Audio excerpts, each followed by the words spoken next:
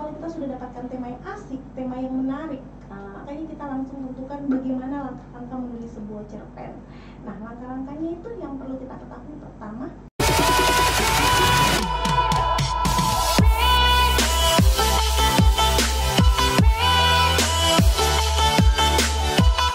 Bismillahirrahmanirrahim. Assalamualaikum warahmatullahi wabarakatuh.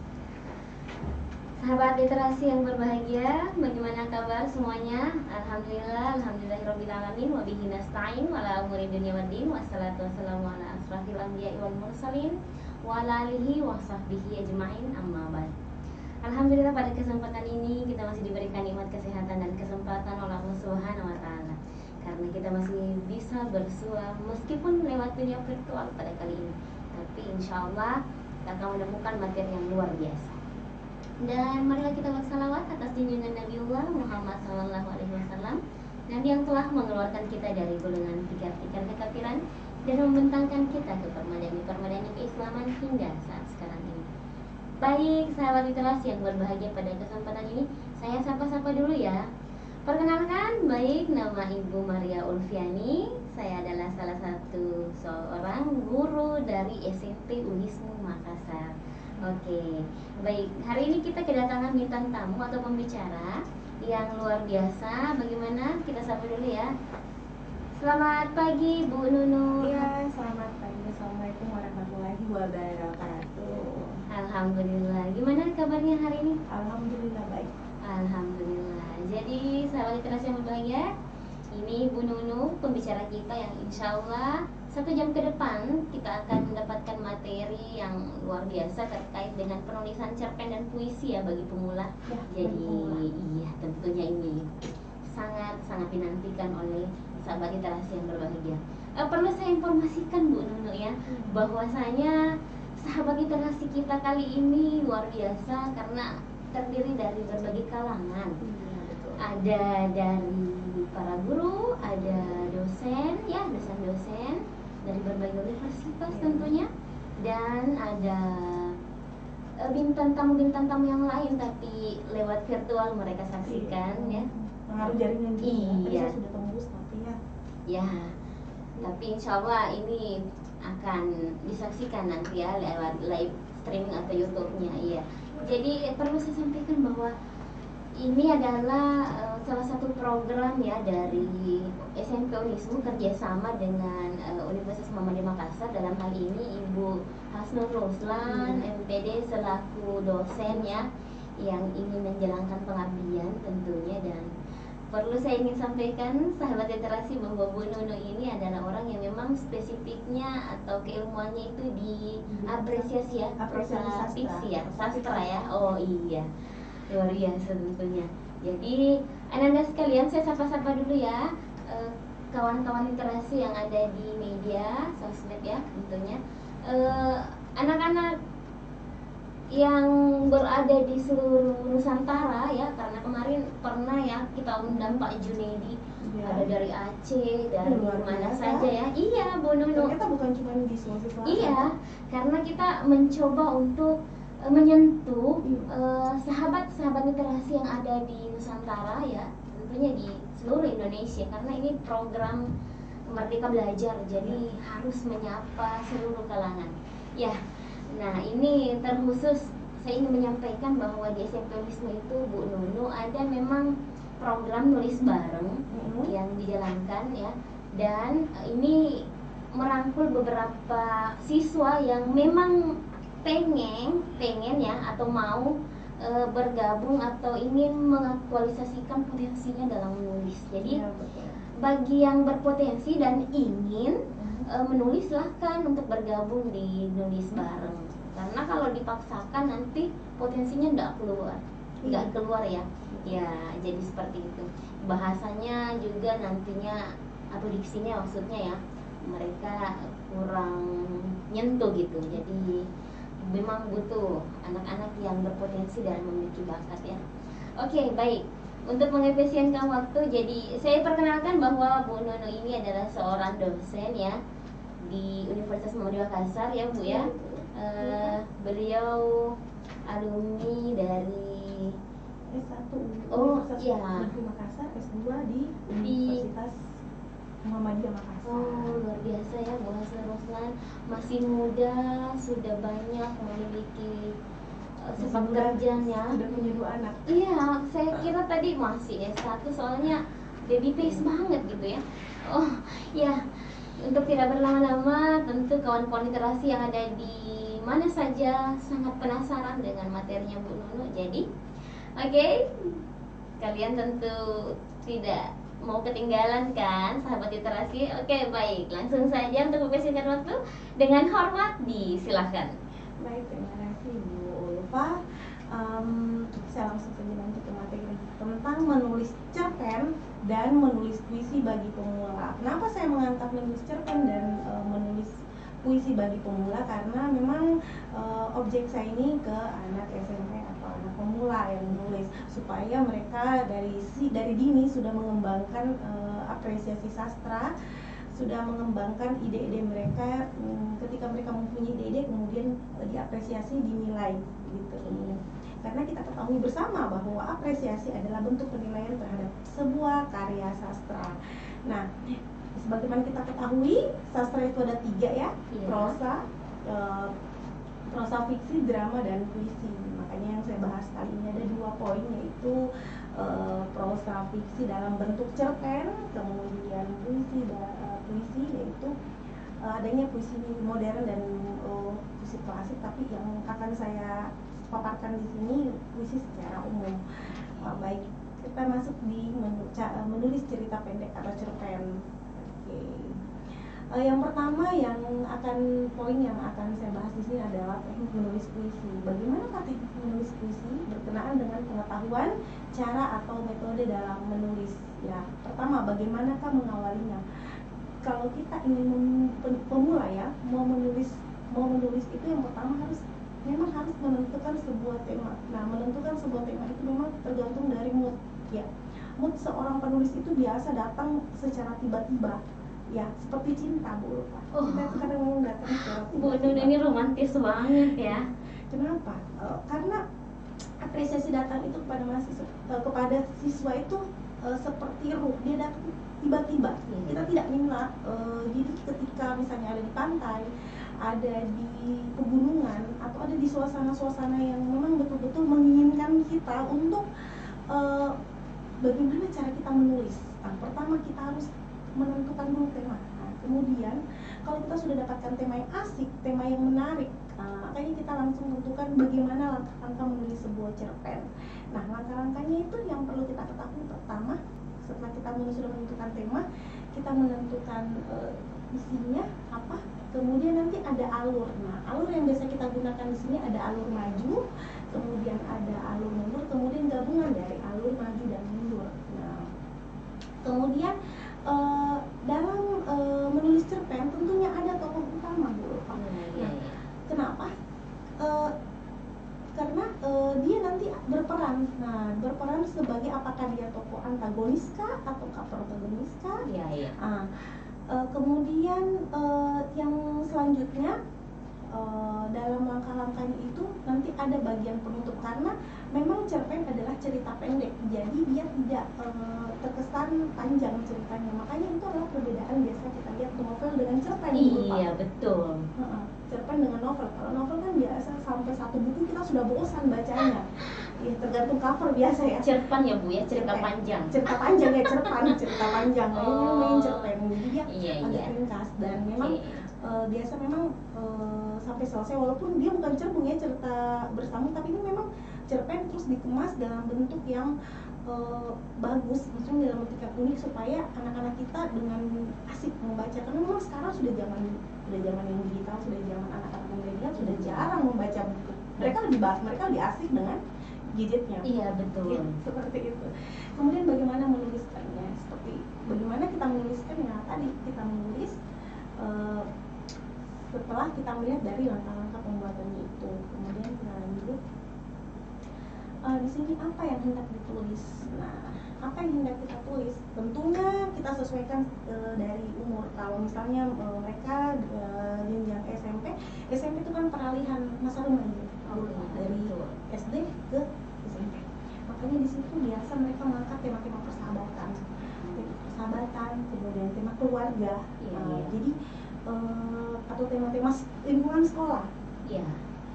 Kita bisa saja ambil langsung judulnya, misalnya bersih itu SMP Muhammadiyah. Nah, bersih itu SMP Muhammadiyah kita ambil sebagai judul, itu sudah menarik poin. Kenapa? Karena ketika kita katakan bersih itu SMP Muhammadiyah, orang akan terlihat, oh berarti dari dalam SMP tulisnya itu bersih, lingkungannya bersih. Nah, seperti itu poin yang pertama. Ketika kita mau membuat sebuah cerpen tulisan, kita harus mengangkat judul yang unik, asik tentunya, dan kreatif. Nah, setelah mendapatkan ide, lalu kita mau apakan? Ya, tentunya setelah kita mendapatkan ide yang kita sudah dapatkan, kita langsung menulis. Ya. Nah, kemudian bagaimana mewujudkan ide menjadi sebuah cerita? Ya, dengan cara tadi itu Bu Ulfa, kita tuangkan dalam bentuk tulisan. Karena begini Bu, saya lihat di lapangan ketika kita mau menulis, kita bingung kalimat apa yang pertama yang membuat yang mengawali begitu. Saya teringat sama teman saya waktu kuliah di S1, namanya Ondeng, dia orang Pangkep, mudah-mudahan dia nanti nonton. Dia punya cerpen, dia buat sendiri. Saat itu lagi viral lagunya Bang SMS siapa ini Bang. Kemudian dia tulis, itu pertama kata-kata yang dia tulis, ternyata itu adalah ring teleponnya. Ring HP-nya, ring, ada suara masuk. Ketika dia tulis gini, Bang SMS siapa ini Bang, ternyata itu adalah ring telepon saya ditelepon oleh teman saya bahwa dosen sudah ada di kelas.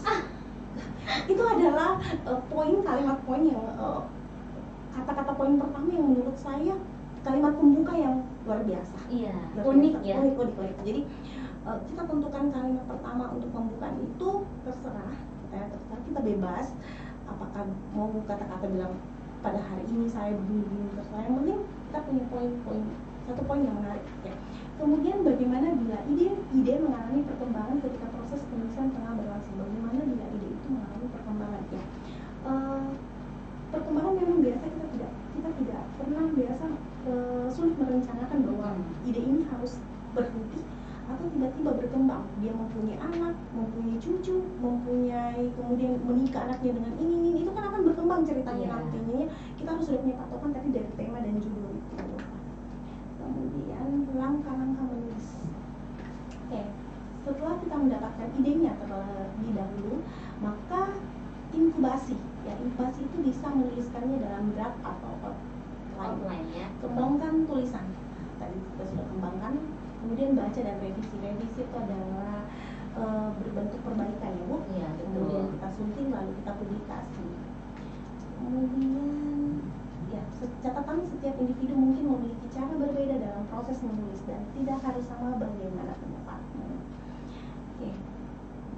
Bagaimana menuliskannya? Persoalan menulis adalah persoalan bagaimana cara menyampaikan sebuah cerita. Untuk menyampaikan sebuah cerita, kita harus memiliki kemampuan dan kemahiran dalam mengolah kata bahasa. Betul. Caranya, cobalah kita untuk menuliskan apa yang telah direncanakan. Contoh, aku adalah anak tertua di keluarga ini dan itu cukup merepotkan. Terlebih bila kau memiliki banyak adik dan hanya tinggal dengan ibu saja, kerepotan itu akan sangat blablabla. Itu akan kita sambungkan. Memang pemilihan kata memang perlu. Iya, seperti kita bermainkan di situ sudah memang diksi, kemudian kadang juga majas diperlukan. Iya, betul. Ini jenis-jenis karya tulis. Hanya maaf ya Bu, biasanya kan yang paling berat itu kalimat efektifnya ya. Iya, kalimat efektif dan kalimat tidak efektif dalam pembelajaran bahasa. Iya. Tentunya Bu Ulfa juga pernah melihat bagaimana Bu Ulfa mengajar ketika kita sudah menggunakan bahasa yang baik dan benar. Kemudian ada siswa yang masih menggunakan bahasa sehari-hari mereka di lingkungan kelas. Sebenarnya itu adalah penempatan kita kita berada di tempat mana. Nah, itu sebenarnya persoalan penempatan seperti itu menurut saya. Oh iya, jadi kadang kan kalau kalimatnya bertele-tele gimana tuh? Ya, kalau terpisah. Kalau kalimat, kalau saya menghadapi menulis ini atau secara lisan? Menulis.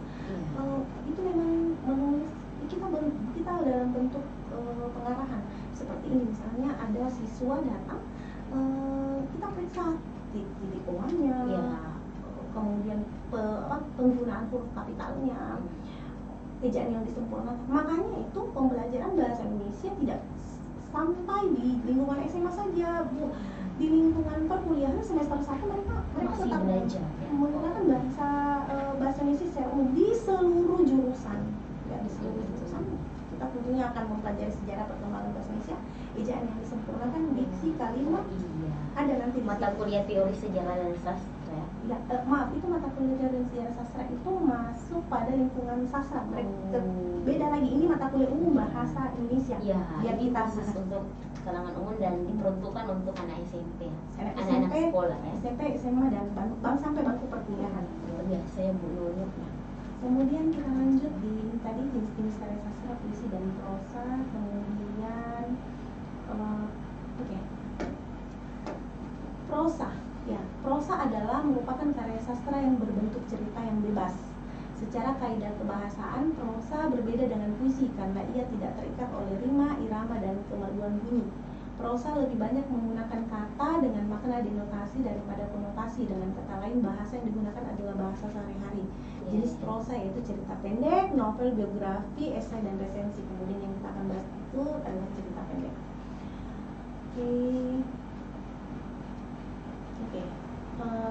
Saya rasa kita semua sudah tahu tadi dari awal ya tentang cerpen itu apa. Itu tadi baru masuk memang tadi di menulis. Sekarang kita masuk di bagian cerpen itu sendiri.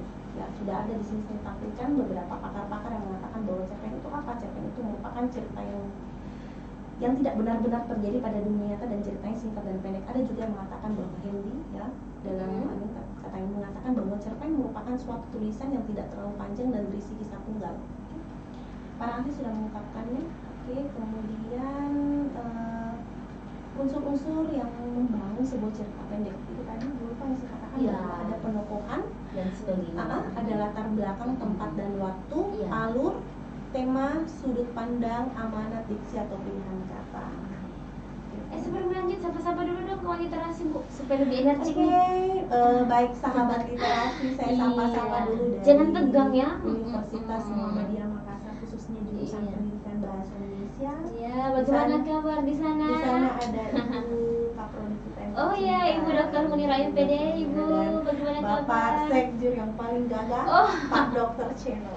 Oke, Dr. Channel, Kak Akhir yang masih sangat luar biasa dan keren ya. Kemudian mungkin kita sapa-sapa juga buat para literasi yang nonton, dan saya juga mau menyapa buat sahabat Pantrita 05 yang ada di mana saja berada. Kemudian mungkin ada Bapak WR2, Bapak Dr. Andi. Iya, bagaimana kabar Bapak Dr. Andi Syukri Samsuri M Home? Saya punya buku nanti, buku cerpen itu gabungan dari cerpen mahasiswa yang saya tentukan menjadi satu buku, dan saya akan antologi cerpen, dan saya akan ke Bapak Dr. Andi, Pak Dekan dan Ibu Munira untuk mereka membuat testimoni cerpen tersebut. Keren ya Bapak WR2, bagaimana kabar? Ya. Siapa lagi mau buat teman-teman HPBI Bu? Teman-teman HPBI juga yang ada di Goa ya. Iya, di Goa dan HPBI Sulsel ya. HPBI Sulsel. Di sana ada Bapak Supahmi SPD, kemudian Bapak siapa? Bapak Nabiri Karoni. Ya, Karoni ya. Oke. Kemudian anak-anak Basi juga, apa kabar segala macam. Mudah-mudahan ini nanti akan berlanjut ya Bu Nuno, karena kita di SMP Unismu itu selalu ingin mengembangkan literasi, dan kita ingin bekerja sama dengan mitra-mitra apa saja yang memang menggaungkan literasi siswa. Iya, betul. Dan buat teman-teman saya di Instagram yang sekarang lagi menyimak saya di Instagram, silakan. Oke, lanjut mungkin. Oke, silakan.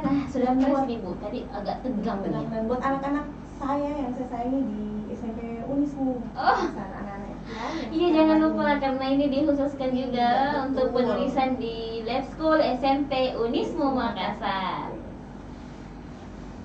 Oke, baik. Membangun tokoh dan penokohan. Iya. Tokoh cerita sebaiknya berkarakter bulat atau tidak datar. Nah, kemudian pinjamlah karakter orang-orang yang ada di sekitarmu dengan menambahkan keunikan menjadi cirinya. Siapkan siapa yang akan menjadi protagonis dan antagonis dalam ceritamu. Tokoh antagonis itu penting untuk mengembangkan plot ceritamu. Apa yang unik dari tokoh dalam cerpen ini? Berarti poin penting itu memang harus ada tokoh dalam sebuah cerpen. Oke. Kemudian dan karakter ya. Oke. Latar belakang, tempat dan waktu. Oke. Hal yang sering dijumpai dalam tulisan karya remaja adalah setting cerita yang terjadi di sekolah. Setting boleh terjadi di mana saja, menyesuaikan ceritanya. Jadi ketika kita mempunyai cerita, memang latar dari cerita itu yang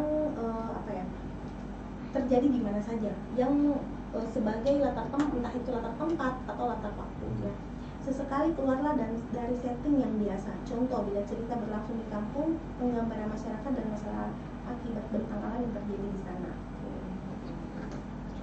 Ya, jadi memang memulai ya itu latar belakang tidak gampang ya Bu ya. Kita menentukan memang latar belakang itu gimana, itu menentukan sekali dalam cerpen. Kemudian alur atau konflik.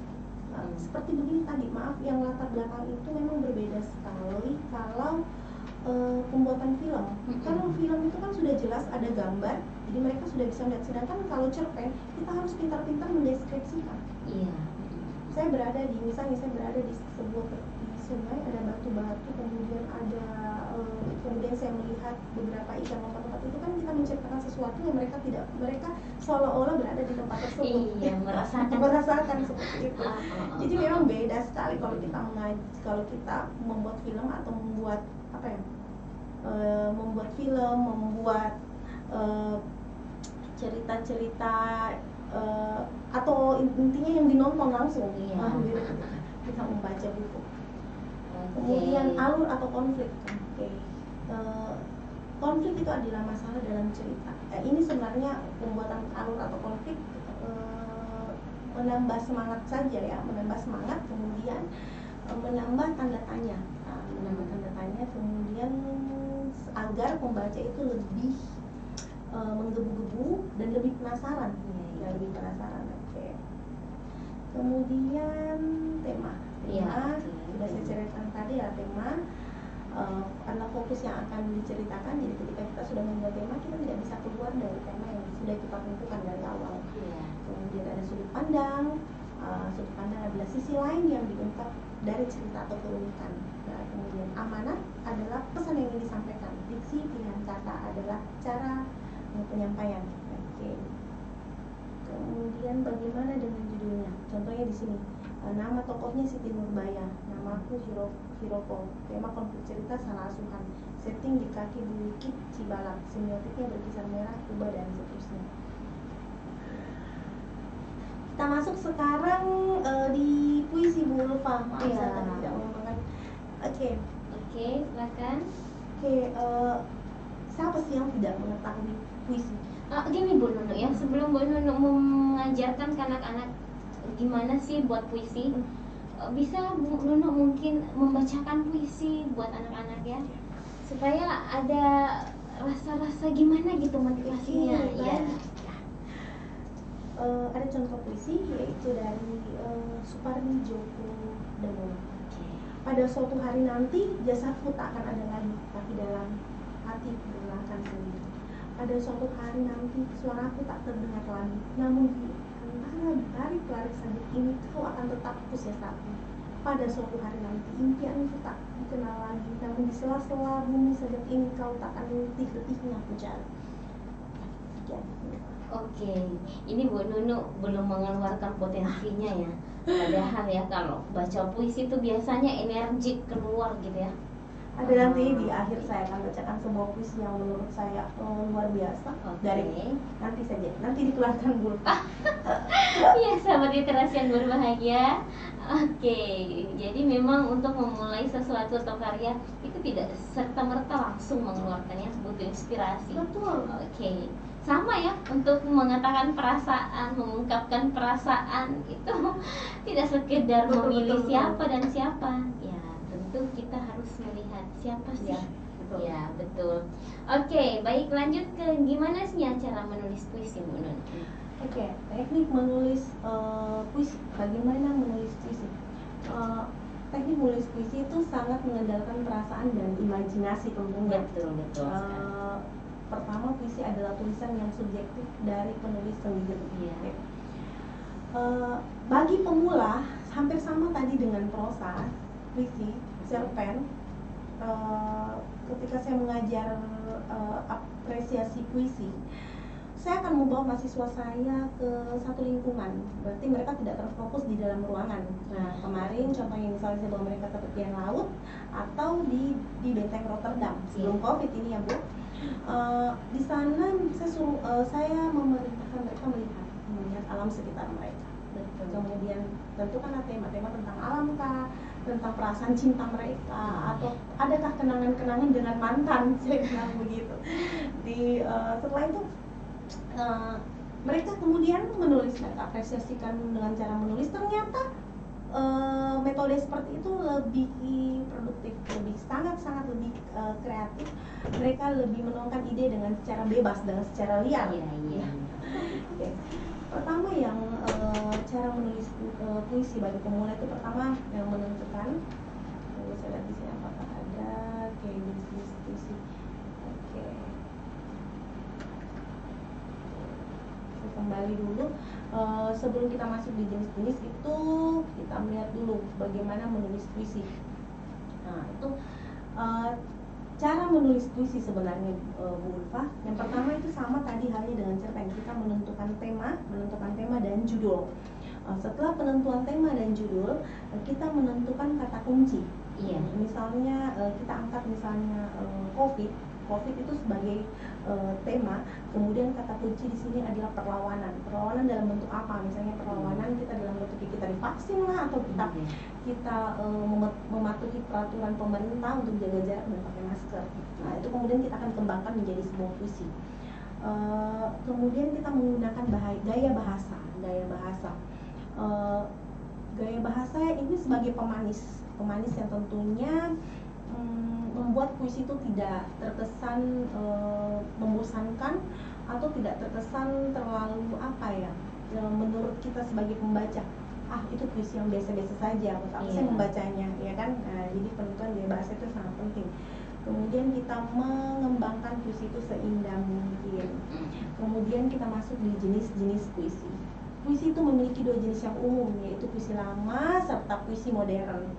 Jenis-jenis puisi lama berupa pantun, syair, talibun, mantra, dan gurindam. Sedangkan jenis puisi modern yang berupa puisi naratif, puisi lirik, dan puisi deskriptif. Dan sekarang saya lihat anak-anak semakin kreatif dengan adanya musikalisasi puisi. Betul. Puisi bersambung. Betul sekali. Apalagi nih, sebenarnya nih anak-anak lebih condong membuat puisi modern, tapi puisi modern mereka rata-rata Bu, menyentuh gitu. Ada yang khusus di tema persahabatan, pendidikan, dan macam-macam. Mungkin Ibu bisa nanti memberikan contoh buat puisi, lalu cara mereka. Karena ini Bu, kami sudah punya program, dan ada beberapa teman-teman anak-anak yang sudah ngirim puisi di grup nulis bareng. Ini sudah ada 200 halaman lebih. Tapi saya butuh beberapa lagi tambahan untuk dikeluarkan ISBN-nya. Nggak gampang ya keluarkan ISBN. Aduh, seandainya sudah selesai kita bisa launching nih di penamatan SMP saya. Betul. Kurang lagi gitu. Iya. Oke. Ciri-ciri puisi. Karena kita akan mau mengetahui apakah betul-betul yang kita tuliskan ini adalah bentuk puisi ataukah dia berbentuk pantun atau apa. Yang pertama terdiri atas kumpulan kata-kata, kemudian tersusun menjadi baris-baris. Baris-baris tersebut berkumpul menjadi beberapa bagian. Nah, setiap baris terakhir berbunyi kata vokal, terkadang berupa huruf konsonan. Setiap baris terakhir bunyi vokal kata teratur. Tapi puisi modern itu kadang-kadang memang sudah bebas ya Bu? Iya. Kadang anak-anak nggak lihat lagi akhirannya, rimanya gimana, tapi mereka membuat mengalir gitu saja Bu ya. Hanya saja yang saya sayangkan, anak-anak tidak istilahnya. Saya perhatikan nih, ada beberapa anak-anak yang senang buat puisi, tapi tidak dikembangkan. Dan harusnya jika mengalir begitu saja, anak-anak buat di buku atau gimana ya? Iya. Masa kalah dengan penulis Mereka lagu? lebih cenderung sekarang kepada menulis caption di Instagram. Iya, saya lihat ya gitu Iya. ya, apalagi Iya. kalau yang jago-jago Iya. lihat komik. ketika misalnya dia berada di pantai, dia akan membuat caption bahwa apakah engkau di sana merindu, saya di sini merindu. Itu kan sebenarnya sudah kata-kata yang asik ketika mereka kembangkan menjadi puisi. Iya, betul. Iya. Oke. Kemudian kita lanjut kepada menulis itu pada dasarnya ya, menulis puisi ataupun cerpen itu, ataupun menulis naskah drama atau naskah novel dan segala macam, menulis itu memang menyenangkan. Tapi seperti mengucapkan yang tidak sekedar praktis untuk dipakai, menulis pada dasarnya sebuah pekerjaan resah. Proses pemikiran hanyalah satu tahap selanjutnya duduk, membesut, mengoreksi, menatah, menguji kata dalam kalimat. Gunawan Muhammad. Memang menulis, memang kita sekarang memang itu adalah PR seorang guru dan para penikmat bahasa, para pengkaji bahasa. Memang sudah jarang siswa tuh menulis. Ya, susah mungkin ya, karena semangat literasinya ya, karena itu yang tadi kan adanya sudah ada gadget, sudah ada game, dan segala macam, sudah ada pengaruh-pengaruh nonton hal-hal yang misalnya nonton Korea apa dan segala macam film. Itu K-pop ya, K-pop. Itu akan yang mengembangkan mereka menulis itu ya, harus memang didorong. Siapa lagi kalau bukan kita sebagai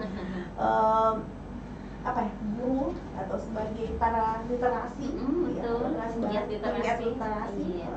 Soalnya iya Bu, masalahnya ini ya, problematika di pengajaran sastra seperti itu sebenarnya. Anak-anak itu sekarang berada pada musim K-pop ya, jadi ya komik ya Korean gitu ya, jadi mereka terlena sehingga semangat literasinya itu menipis, terkikis ya.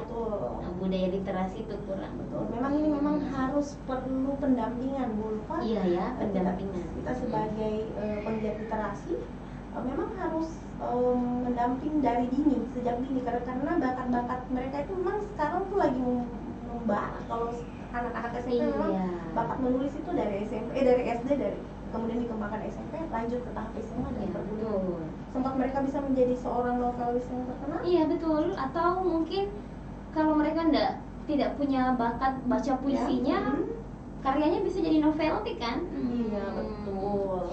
Oh iya ya, kan data UNESCO ini ya, penelitian ini yang penelitian yang pernah saya baca ya, betul sekali ya, apalagi di data UNESCO itu tahun 2016 ya Bu ya, bahwasanya Indonesia berada di urutan kedua. Iya betul. Dari Botswana, jadi Botswana urutan pertama, Indonesia urutan kedua dari bawah. Urutan kedua yang unggul budaya baca literasinya, jadi menurun ya, bukan unggul, menurun maksud saya. Jadi anak-anak biasanya sampaikan, wah Indonesia tuh urutan kedua dari bawah yang budaya baca WA-nya, bukan budaya baca literasinya, tapi baca WA-nya. Kita ini anak-anak sekarang ya betul, kalau baca WA nomor 1 ya, tapi kalau baca buku, wah heran ya. Perpustakaan keliling mungkin Bu No ya perlu digalakkan. Perpustakaan keliling, kemarin saya ketemu dengan Kak Andika Mapasomba, seorang literasi dari Kabupaten Bulukumba. Dia memang keliling menggunakan perpustakaan keliling selama COVID karena anak ke sekolah, makanya dia mengunjungi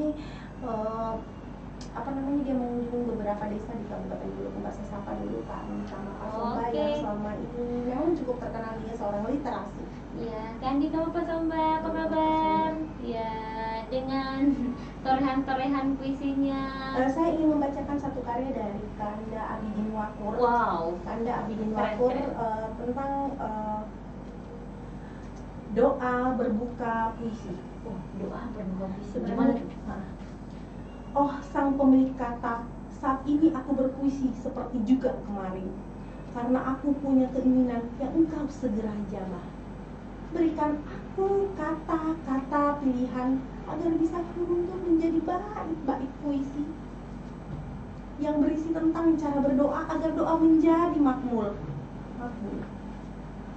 Tuhanku, Jangan hilangkan pandemi corona di negeriku. Jika para pemimpin menjadikannya sebagai cara makin serakah, jika mereka sengaja memutuskan silaturahmi, jika mereka menjadikannya sebagai cara makin berkuasa, jika mereka menjadikannya sebagai alat politik, jika mereka menjadikannya sebagai cara senjata untuk menghabisi para ulama dan pengkritik, jika mereka menjadikan hukum makin tumpul ke atas namun tajam ke bawah, jika mereka menjadikan rumah sakit dan para dokternya mengejar jumlah setoran penderita COVID-19, jika mereka menjadikan alasan untuk terlihat berkeadilan sosial namun jeratan pemberi piutang makin kegirangan, jika para pemain proyek makin hobi melobi-lobi.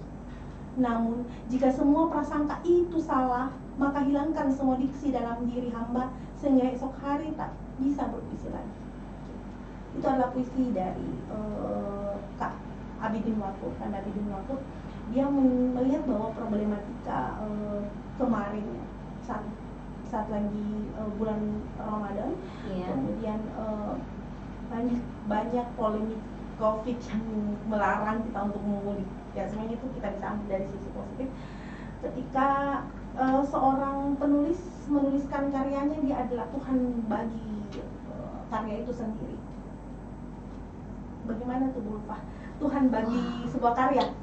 Kalau kita mempunyai karya, kemudian kita adalah Tuhan bagi karya kita itu sendiri, bahwa kita bebas, apa yang kita tulis itu kita bebas. Yang namanya sastranya itu berbenturan sekali ya, ketika kita melihat karya sastra dengan harus ada hati yang harus ada hati yang harus dijaga.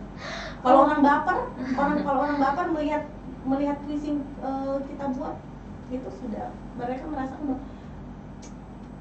sedikit mungkin kenapa puisi ini mengarah kepada pemerintah, padahal bukan. Ini puisi sebenarnya mengkritik kalau COVID itu memang ada dan kita sama-sama betul sekali melawan. Makanya saya syukur Bu Nuno ambil jurusan bahasa Indonesia, apalagi di sastranya Bu Nuno. Mari kita adik-adik semua, mari kita masuk di jurusan pendidikan bahasa Indonesia. Tidak ada standar dunia karena setelah tamat kita bisa menulis. Wah, Bu Nuno ini sekali promosi ya. Saya promosi.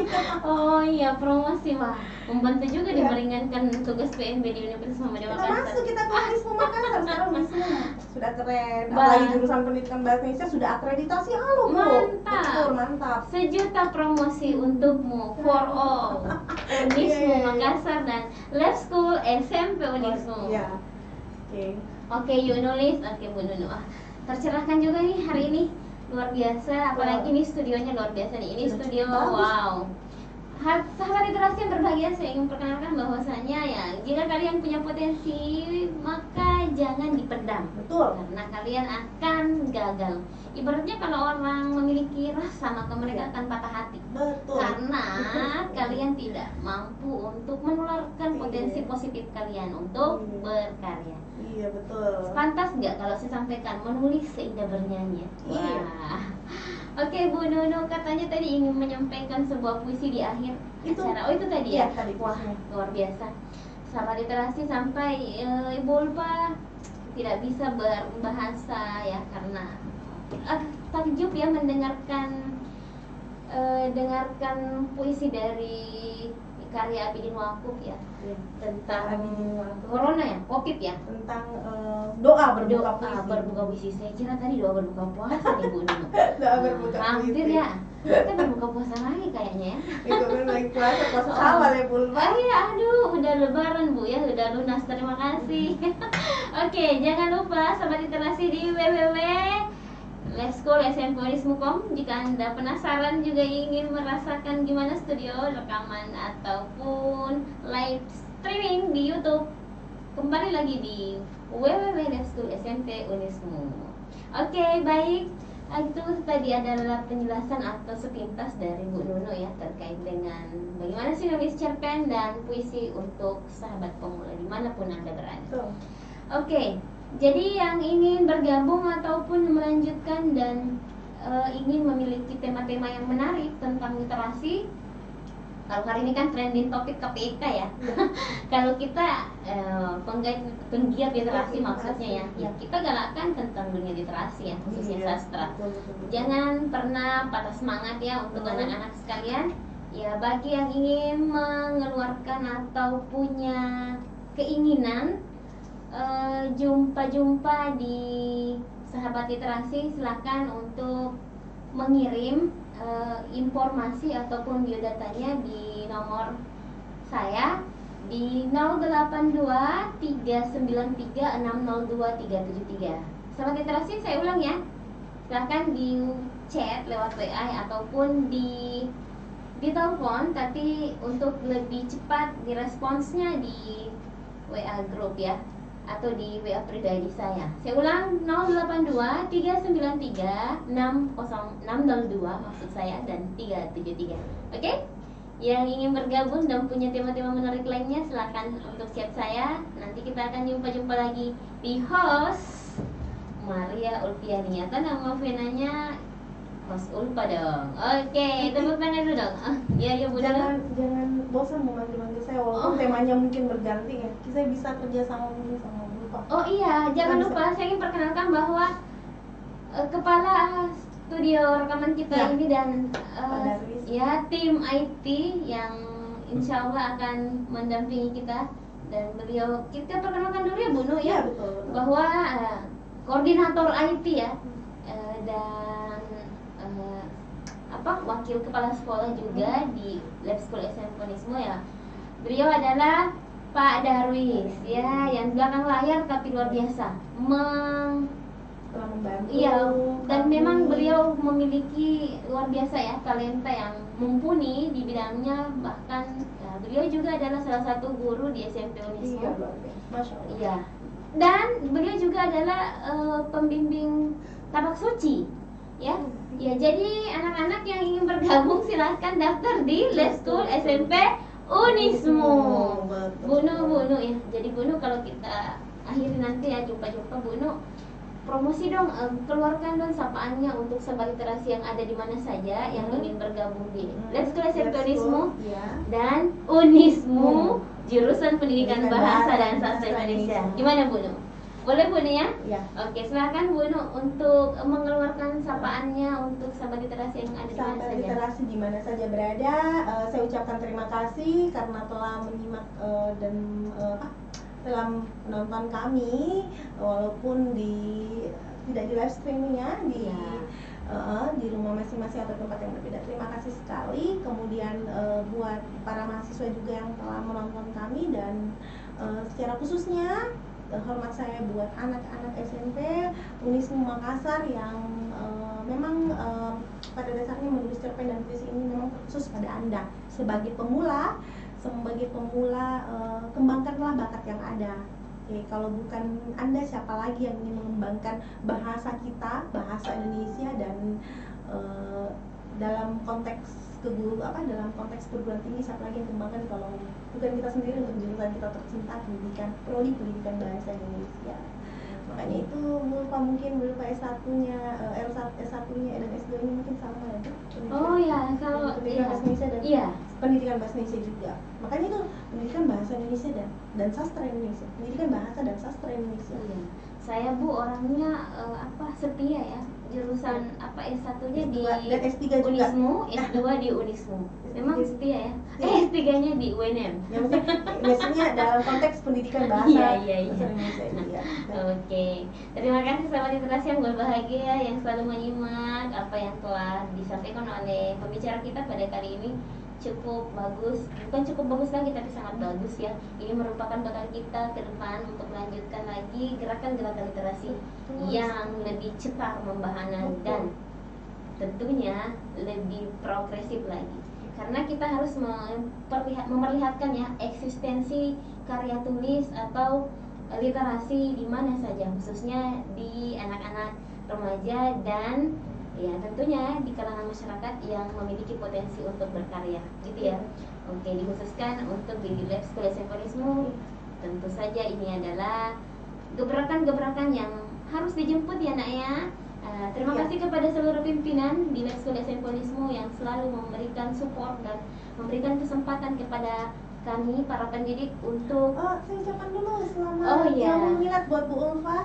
Kebetulan ulang tahun kita sama Bu Ulfa ya, 26 Mei beda tahun. Saya 87, Bu lupa 88. 89. Oh 89 itu dulu Oh kan. iya. Oh ya, terima kasih bersamaannya. Ya, bersamaan, makasih. Badrun Khair. Oke, terima kasih. Semoga tambah sehat selalu Bu Amin, Nunu, kita tambah doa yang sukses sama, ya. ya. Amin. Oke, saya kira cukup ya Bu Nunu ya. Terima kasih sahabat literasi dimanapun Anda berada. Mohon maaf atas segala kekurangan. Kita ketemu lagi di ruang-ruang berikutnya. Dan jangan lupa untuk subscribe ya nantinya jika link YouTube-nya sudah dibagi. Terima kasih. Kita bersamaan ya untuk pamitnya ya.